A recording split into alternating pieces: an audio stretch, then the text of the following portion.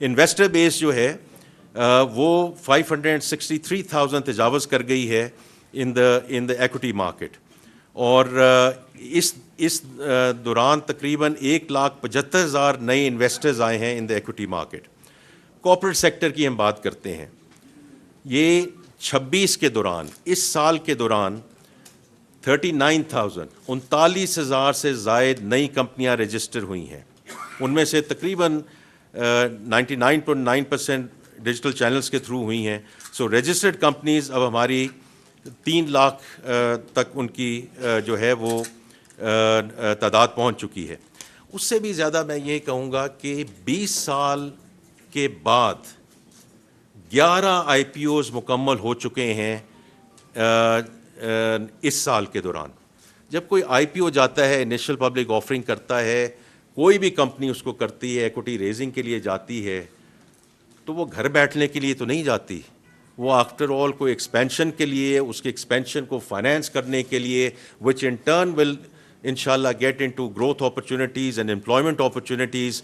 اور ابھی جو ایک جس کو سی پیک کو یہ خود منسٹر پلاننگ لیڈ کر رہے ہیں، سروس لانگ مارچ، اور اس کا آپ نے ابھی آئی پی او دیکھا ہے جو 17% سے زیادہ اس میں آیا ہے، اور یہ 80% سے زیادہ ٹرک ٹائرز کو ایکچولی ایکسپورٹ کر رہے ہیں into markets like U S. Listed companies کی جو پروفٹیبلٹی ہے وہ تیسری سہ ماہی میں ان کی ارننگز میں 22% کا اضافہ ہوا ہے۔ سو I'm just talking about the overall sort of corporate situation in Pakistan.